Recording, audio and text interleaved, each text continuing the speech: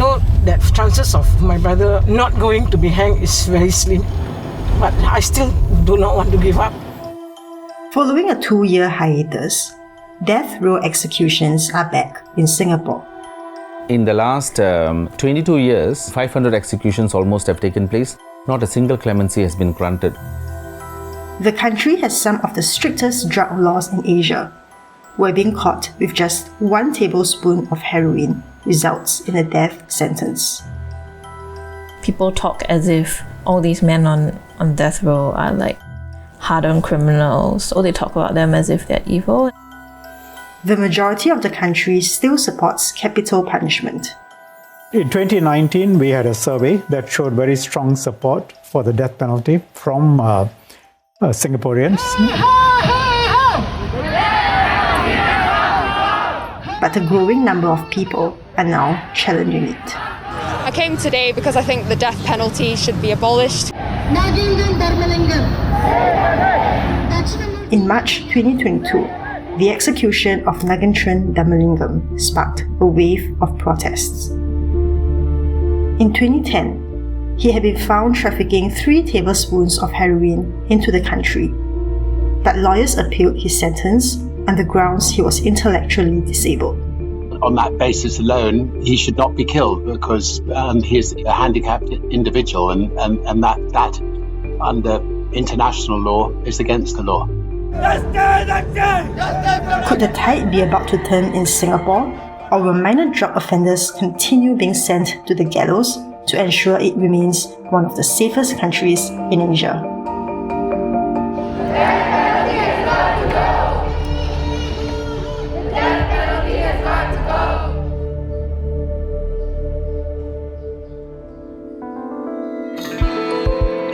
Nazeri's brother, Nazeri, was sentenced to death in 2017 for trafficking around 35 grams of heroin. Singapore has a zero-tolerance drug policy. Anyone convicted of trafficking drugs, such as anything more than 15 grams of heroin or more than 500 grams of cannabis, may face the death penalty. Nazeri has exhausted all legal options and is awaiting execution. Vice World News joins Nazira on what could be her last prison visit to see her brother before he is hanged. When was the last time you saw your brother? 2 months ago, before the fasting month, and we made a point to try to visit any of my sister-in-law, my nephew, the only child that my brother has, once a month, every Saturday. We only allowed to visit him every Saturday. I want to visit my brother, in fact, every day, because his days are numbered. He's going off soon if nothing is done. In Singapore, executions are carried out by hanging. The death penalty is also meted out for other crimes, such as murder and firearms-related offences. There are an estimated 60 inmates who are currently on death row. Our Law and Home Affairs Minister K. Shanmugam says the country's death penalty is a serious deterrent for drug traffickers who would otherwise bring in larger amounts. He adds most Singapore residents. Local authorities say that the death penalty is an effective deterrent for major drug trafficking, making Singapore one of the safest places in the world. According to local activists, family members are typically notified of their loved one's execution date 1 week prior.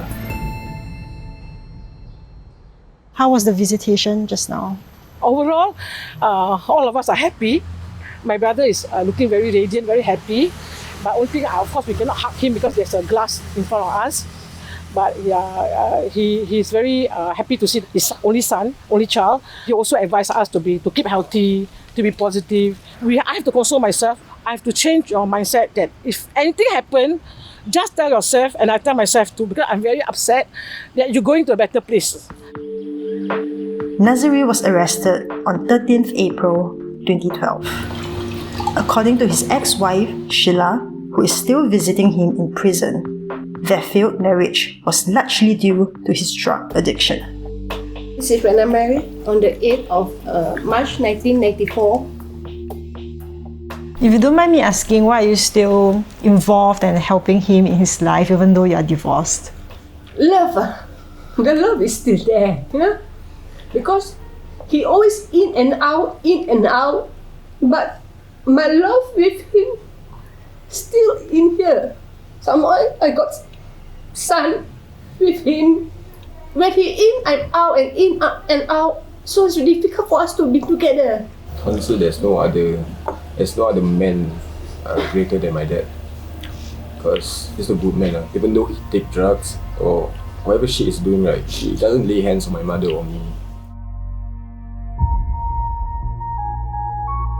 My father passed away when he's 45. Lost our major breadwinner. My mom was forced to work as a washerwoman, and I'm only 16.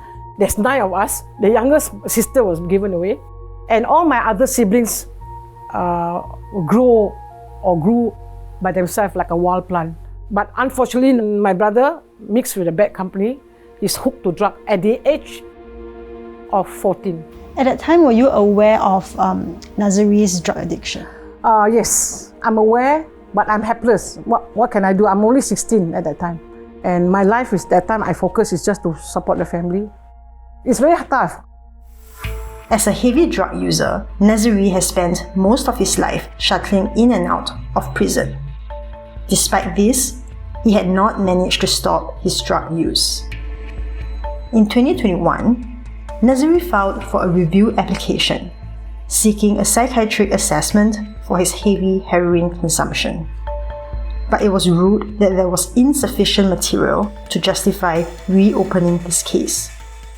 Nazeri's only hope was for a presidential pardon. This is a petition of clemency for my brother that I wrote to the president. Petition of clemency. I am directed to refer to the petition of clemency and to inform you that the president, after due consideration of the petition and on the advice of the cabinet, has decided that the sentence of death should stand. So this is the letter I received. M. Ravi has been defending death row inmates pro bono for the past 20 years. He tells me that a presidential clemency is most commonly sought in death sentences when all legal avenues have been exhausted. The clemency process itself has been rendered futile because the state does not exercise clemency since 1998. Until 1998, there were 6 clemencies were granted from 1965 when Singapore turned independent. So 6 clemencies only were granted until 1998, but 400 over executions has already taken place by then. And then in the last 22 years, 500 executions almost have taken place. Not a single clemency has been granted. On 25th March 2022, Ravi and his co-lawyer, Ms. Violet Netto, was slapped with a $20,000 fine for setting out to delay Legantron's controversial execution. The state has come out with a mechanism which is very onerous and harsh on lawyers. Recently, I've been prohibited from practicing, but until the last case was Nagendran's case that I've been involved in. So I've been handling 26 inmates cases, but it's hard to find lawyers now to take over these cases. Why is it difficult to find lawyers? Because lawyers are generally afraid of state reprisals, of especially the kind of work that I've been doing is actually when all avenues are exhausted. So you have very little avenues to save them, and it has become a very hopeless stage. It's very, very difficult because a lot of accused persons, without knowing their rights, without having lawyers at their side, they succumb easily to the statements, they admit sometimes readily without understanding the parameters. And why are you invested in this cause? First of all, every fiber of my being says that there's something fundamentally wrong about the executions. I don't think that it's right for one human being to take the life of another human being. You know, people commit murders and all these things out of,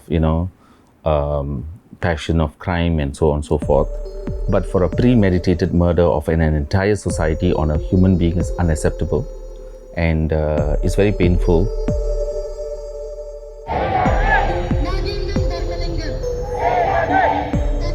On 3rd April 2022, close to 400 demonstrators turned up in a public rally against the death penalty. This is the only place where Singaporeans are allowed to hold protests legally.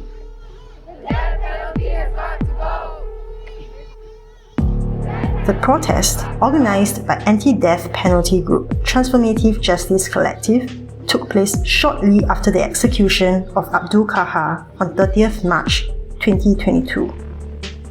Kahar's execution marks the first since Singapore's last execution in 2019.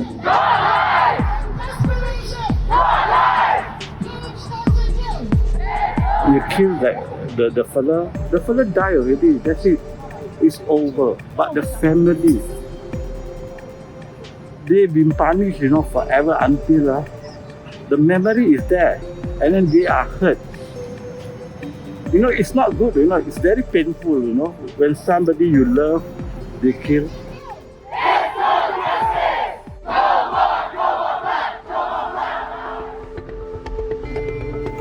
I am meeting Kirsten, who has been championing for the abolishment of death penalty since 2010.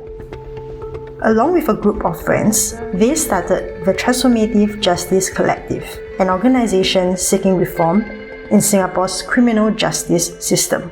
So this is the kind of draft of the letter that TJC helped Nazeri's sister, Nazira, and then I met up with Nazira and we went to the Istana in person, and Nazira submitted it to the Istana in person. What is one thing that struck you the most working with all this or helping the family members? I think it's just such a disjoint between what a lot of members of the public assume to be the case and what the families are actually experiencing and what the situation actually is, right? So people talk as if all these men on death row are like hardened criminals or like murderers, or like they talk about them as if they're evil. And what I've seen is that these two categories are not so clearly separated, and that there are so many levels of like struggle and deprivation and inequality and marginalization that feed into this very complicated issue. There are definitely like death row prisoners who themselves struggle with addiction. Abdul Kahar, who was executed in March, was like that. He had a lifelong addiction to heroin. He was in prison most of his life, and was a user, and then was caught and then sentenced to death. And Nazeri is also very, very similar, his life story to Kahar. They're very similar age, so it's not so clear really. It's not always that binary. Yeah, no, it's actually never that binary, I think. So I've been hearing a lot about how the death penalty disproportionately affects the minority races in Singapore. Yeah, so we had to try to figure out ourselves who is on death row and how many people are on death row, because the government doesn't put out this information. Many years ago I tried, and I was told by the prison that this is a confidentiality issue. So we had to get researchers and volunteers who literally went and like downloaded all the court judgments to try to figure out who got sentenced what and where. And I think while acknowledging that even that might be incomplete, we think there are about 62 people on death row at the moment. The vast majority of them being for drug offences are from ethnic minority groups or low-income backgrounds. I've never met a prisoner who was like very privileged. Is there a goal that TJC is working towards with regards to the death penalty? I think we need such a complete relook at how we deal with drugs and drug policy. So there's so much growing body of research to suggest that harm reduction approaches are better and that drugs should be treated as a public health issue and not a criminal issue. Things like addressing the socioeconomic reasons behind why some people might turn to drug use. So, there are people that we encounter in Singapore who say that they started using drugs because they needed to stay awake because they have two jobs. When I hear that, I'm like, the problem is not drugs. The problem is, why do you have two jobs? Why do you not get to sleep? Why after having two jobs are you still so poorly paid that you're so stressed? So I think we should be addressing that rather than just be like, oh, you're using drugs, so let's take you to prison. What we hope is to abolish the death penalty, but also within this broader framework of changing how we see solutions, like what we see as solutions. How hopeful are you that Singapore will abolish the death penalty? Yeah, I'm hopeful that will happen. Yeah, I think what I worry about is how many more lives will it take for it to happen. In 2019, we had a survey that showed very strong support for the death penalty from Singaporeans. According to studies conducted by the Ministry of Home Affairs, more than 80% of Singaporeans believed that the death penalty is an effective deterrent to serious crimes. I spoke to Luo Ling Lin, a lawyer who defends individuals on death row, to find out why the support for the death penalty persists in Singapore. So if you already have a sentence that is severe enough, I don't think you have a choice. You would have to keep it. There are a lot of voices against the death penalty. It's very easy to just say that I'm against the death penalty. It is cruel, it's inhumane. So do you think Singapore should abolish the death penalty? No, it should not. Because if it's abolished, I think there will be far too many cases. Because if the consequences are not there, I think the drug traffickers will be much more emboldened, and it will be much easier for them to recruit new couriers, because new couriers will have this false mentality that it is okay, I'm not going to die anyway, now that the law has changed. So a common criticism of the death penalty is that it disproportionately affects marginalized communities, such as people from the lower income bracket. Do you see that in the cases that you have worked on? Actually, I would agree with that.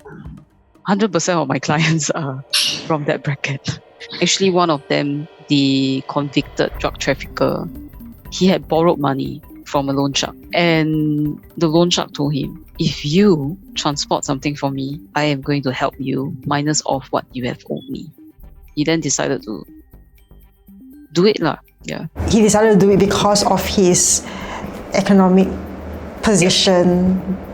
And I don't think it's unfair, because he is an example of someone who knew the risk but chose to take on that risk.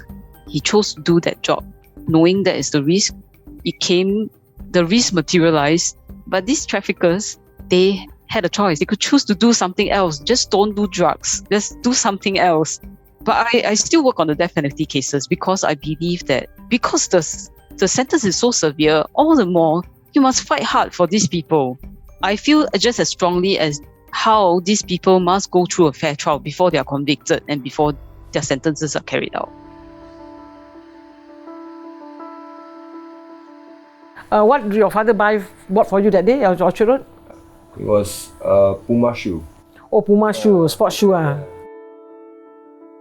He's the one of my best brother, meaning that he's not a violent person. He's on the soft part. Your mother loves you so much, your father loves you so much, you have your auntie who loves you so much. So what else? I see you, I see my brother. I see my brother, I see you. You're my only nephew that I have. Okay, no matter what, we are family. No matter what, we are family. Remember that, all right? I hope that the sentence is reduced. Of course, on his last remaining years of his life, I want him to be discharged from the prison. I want him to be discharged because another 64, another 6 years is 70. That's make me want to work, fight for more, for this, that hoping that the government will look into this matter seriously. You know what I mean?